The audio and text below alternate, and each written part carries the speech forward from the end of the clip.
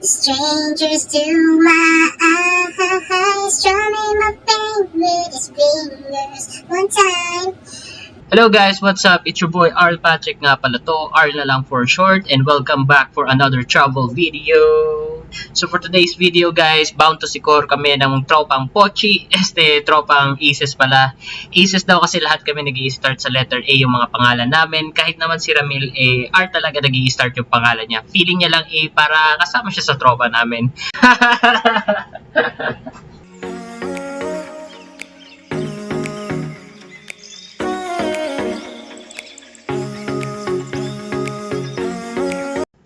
Touchdown Siquijor! So ito guys, kakarating lang namin ito sa Siquijor. Sobrang ganda ng lugar, sobrang peaceful at konti lang yung mga pasahero o mga turista nitong araw na to guys dahil Friday.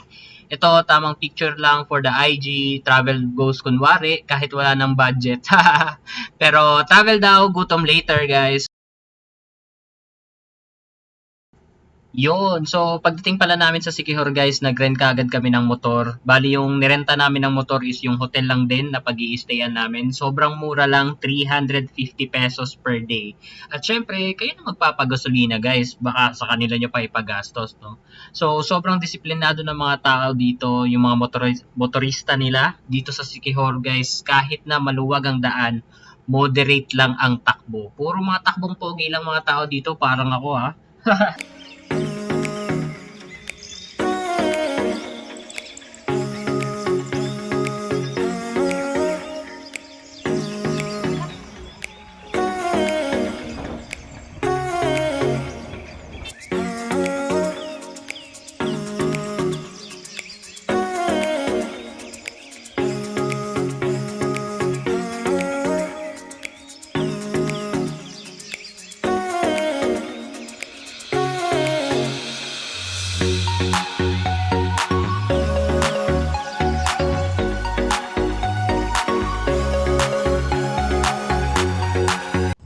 So, dito nga pala guys, nakarating na kami sa pag-i-stayan namin. Ang pangalan ng hotel o resort na to is Dwarf Village. So, Dwarf Village siya kasi medyo maliliit yung pagkakagawa ng mga rooms niya.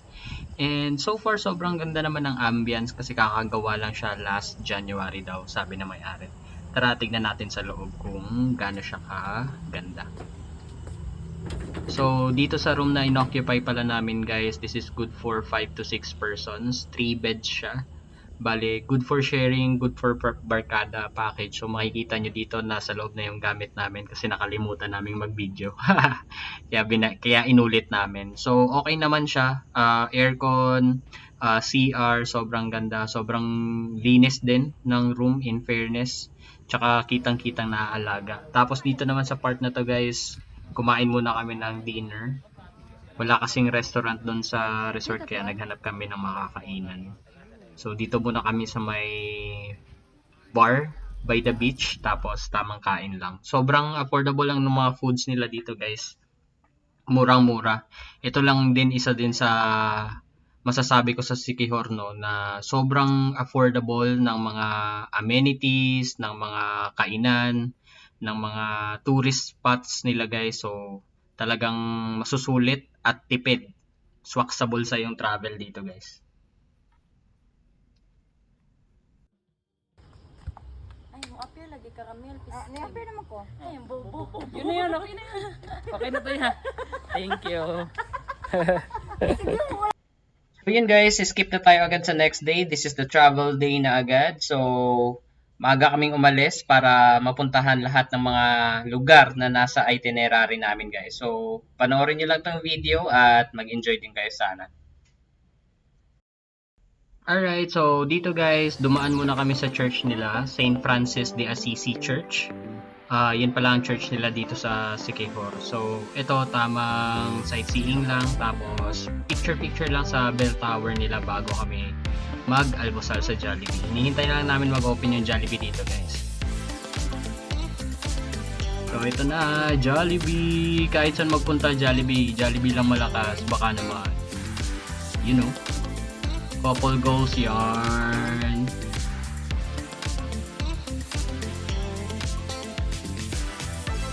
So pagkatapos namin kumain guys, umalis na kaagad kami, biyahe na agad ng maaga para mapuntahan agad namin lahat ng mga tourist spots nila dito. At saka hindi kami masyadong mabitin sa oras guys.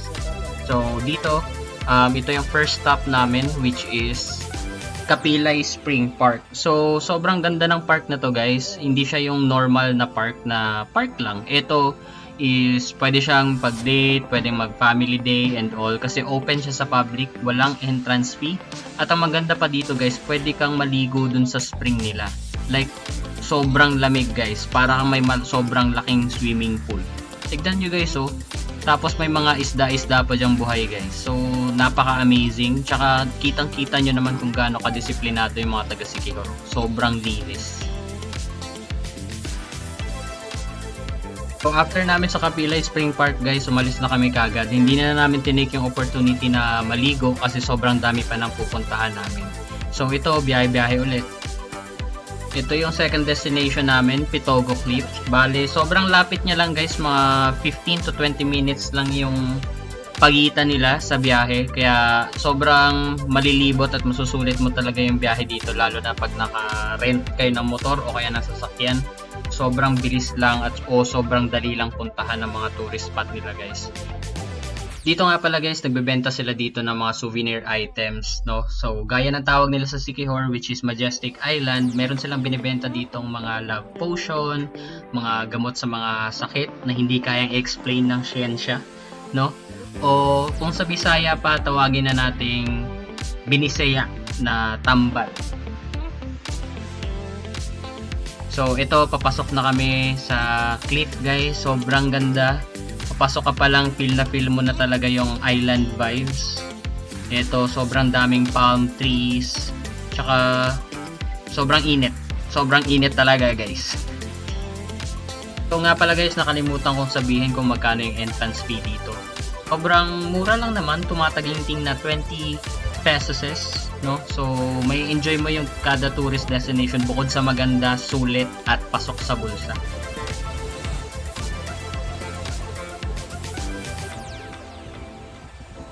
Doon sa sunod! O kwarta! Lord! Unta na na ko yung binigbalik diri please!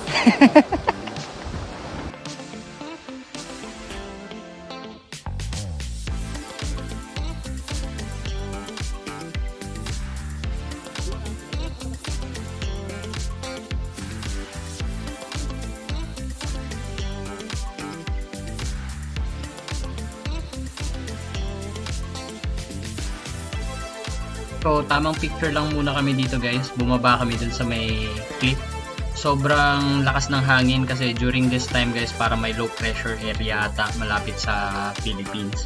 So ito, sobrang lakas ng alon, sobrang taas ng tubig guys. So normally pwedeng maligo dito, pwedeng mag cliff diving sabi nung mga caretaker, pero since medyo malakas yung alon guys, this time hindi muna nila inaalaw na may maligo kasi you know na safety first naman talaga syempre. Kada bumabiyahe tayo guys, safety first while enjoying. Yun ang laging iisipin. Hi! Let's go!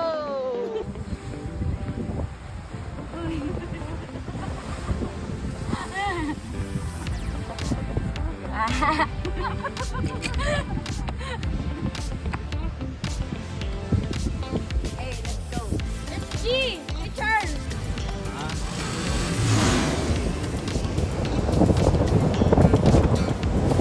So after natin sa cliff guys, dito naman tayo sa Old Enchanted Balete Tree. Sobrang lapit lang din ito guys from the previous destination natin. Bale, yun nga, mga 15 to 20 minutes lang ang interval kada lugar guys. So dito naman, 20 pesos lang din ang entrance fee kada tao. Sobrang mura. Bale, ang in-offer pala nila dito guys is yung, syempre, yung malaking Balete Tree. Tapos meron din silang mga fish guys. Fish foods pa. Sobrang nakakakiliti, sobrang nakaka-enjoy, tsaka nakaka-relax guys. So, tignan nyo na lang yung mga sample videos namin para ma-feel nyo din kung ano yung na-feel namin dito.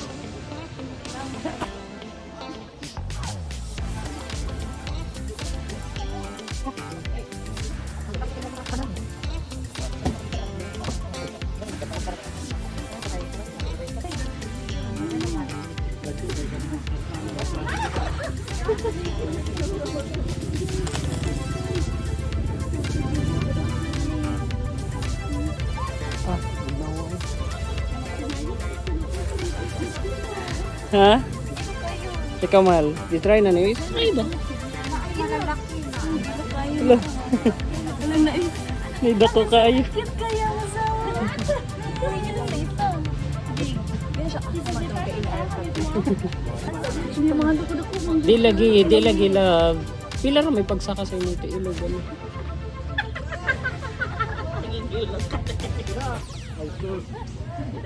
Video mila.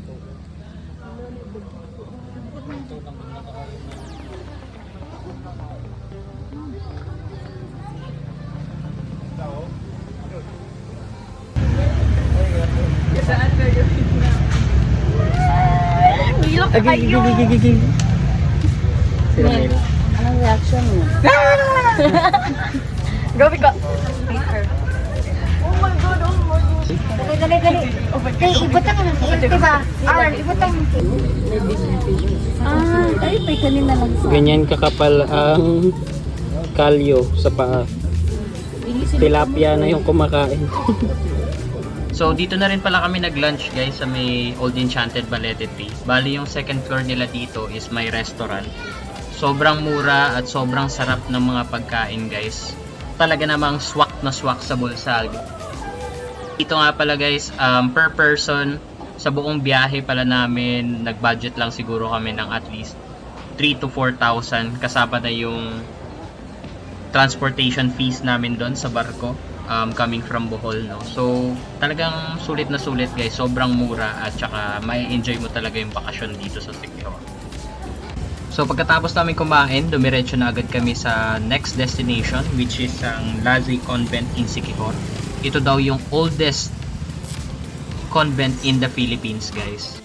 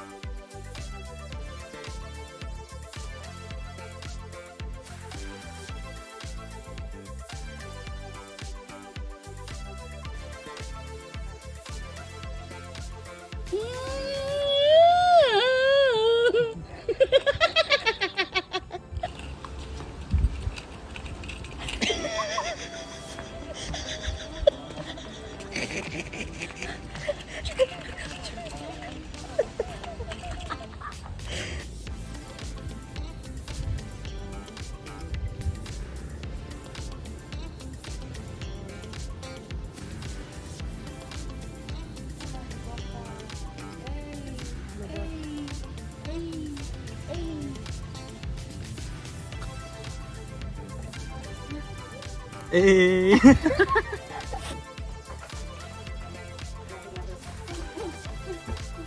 So after namin sa convent guys, dito naman kami sa may harap lang mismo ng convent which is the San Isidro Labrador Parish Church or commonly known as Lazi Church.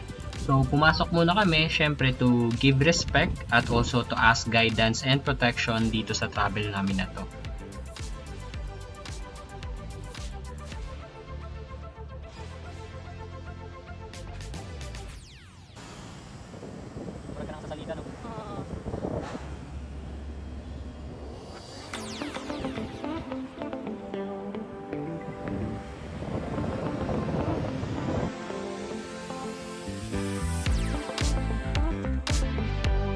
So after namin sa church guys, dumiretso na kagad kami sa next stop namin, which is Cambugahay Falls. So dito nagbayad muna kami ng entrance fee, and again 20 pesos lang yung entrance fee guys, sobrang mura. At dito sasamahan kayo ng tour guide pababa ng falls, at sila na rin ang magbabantay ng mga gamit nyo at magte-take ng pictures. Bale, ito yung tinatawag nilang mga human drone guys. So makikita nyo yung mga sample videos and pictures namin dito sa video na to. Kaya stay tuned.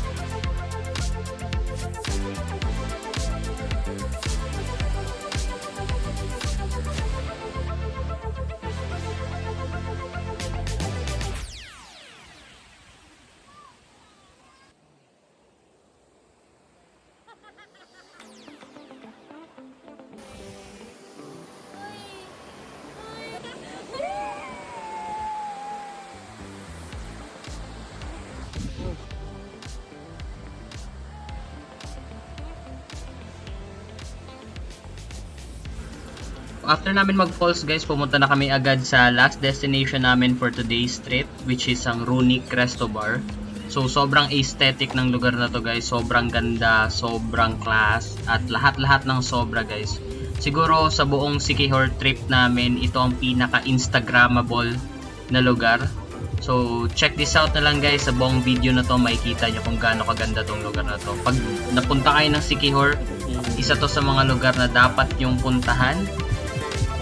Perfect siya to spend the rest of the day para mag-chill after a long ride sa lahat ng mga napuntahan nyo, after maligo sa falls, after pumunta sa lahat ng tourist destination. So, perfect place to siya guys para to end the day talaga.